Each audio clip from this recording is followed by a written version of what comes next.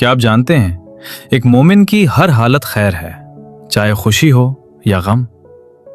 नबी करीम सल्लल्लाहु अलैहि वसल्लम ने फरमाया, मोमिन का मामला अजीब है, उसका हर मामला उसके लिए खैर है। अगर उसे खुशी नसीब हो तो शुक्र करता है तो ये उसके लिए खैर है, और अगर उसे तकलीफ पहुंचे तो सब्र करता है तो ये भी उसके लिए खैर है। सब्र का मतलब सिर्फ खामोश रहना नहीं, बल्कि मुश्किल वक्त में अल्लाह से उम्मीद ना तोड़ना है। कुरान में अल्लाह फरमाता है, बेशक सब्र करने वालों को उनका अज्र बेहिसाब दिया जाएगा। शुक्र का मतलब है अल्लाह की नेमतों को पहचानना और उन पर खुश रहना।